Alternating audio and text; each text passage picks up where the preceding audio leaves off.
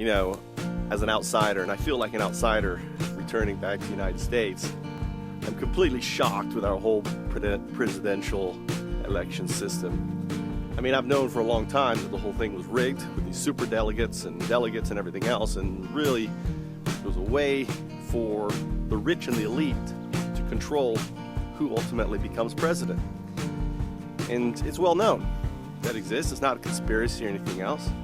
And we're seeing this inequality, this biasness, you know, manifest. You know, when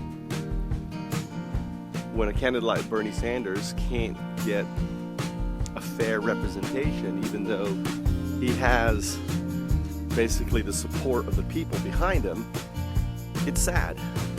So that's my one point. Another point I have is this, is that I'm a father.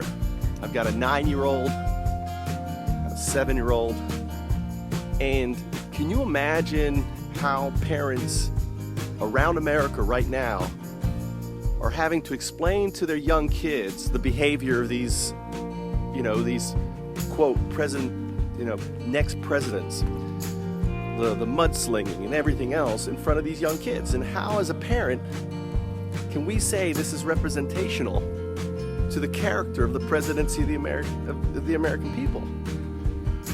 You know, it's like, it's shameful to Hillary, it's shameful to Trump.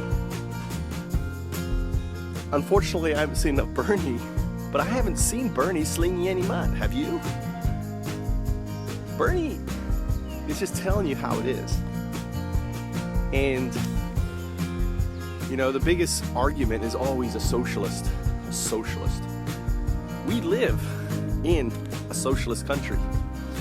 When you have a Republican president bailing out AIG and all these other countries to the tune of $800 billion, that is socialism.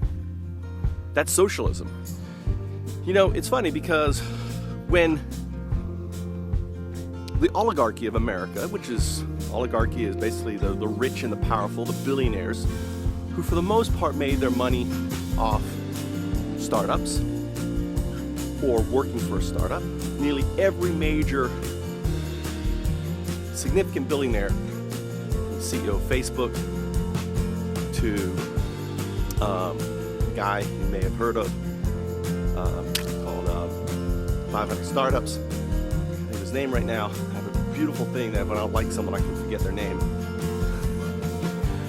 All these people worked for startups and made their money, and then they took that money, millions of dollars, and invested into other startups and other startups and other startups. These individuals, many others, basically are an oligarchy of the United States. And their companies are funding and disrupting our electoral system by owning it, by deciding who the superdelegates are, by deciding, you know, what laws are passed and everything else. And ultimately,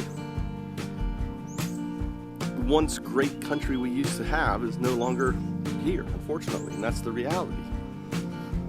But all you have to do is look at the statistics.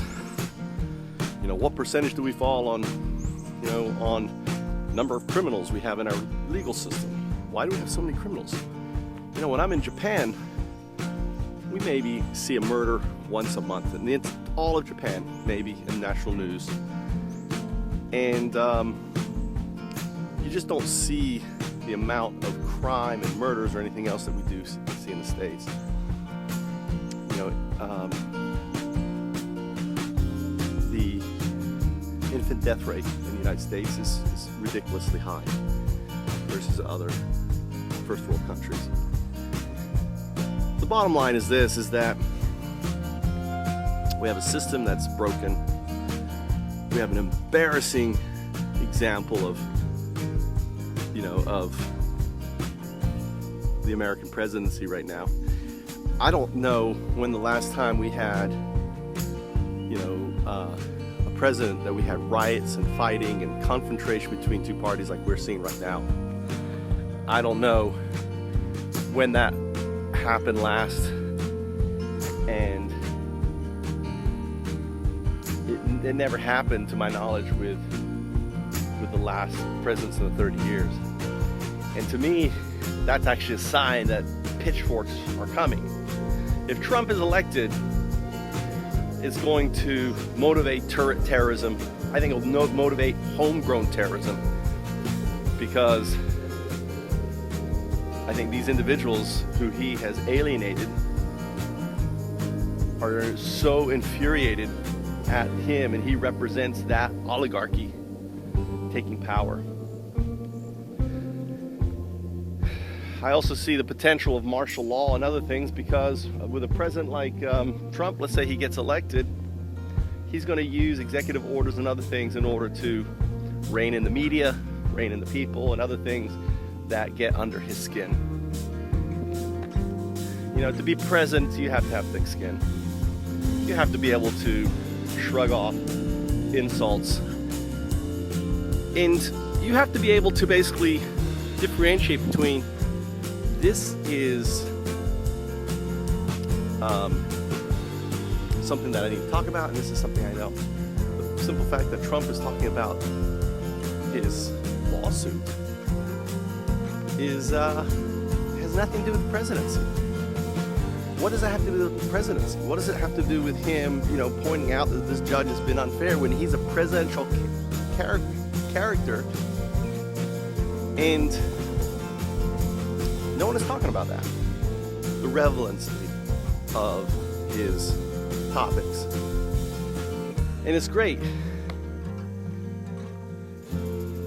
as a father to be able to explain, you know, this embarrassment to your children. And I'm sure I'm not the only father who feels this way. Fortunately for me, my children are in Japan. They couldn't care less about the presidency here. They're not watching it 24/7 as all you are here.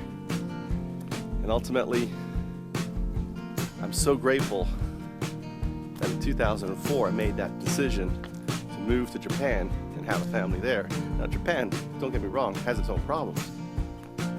But it's a country which has honor and respect, humility, and respect for one another.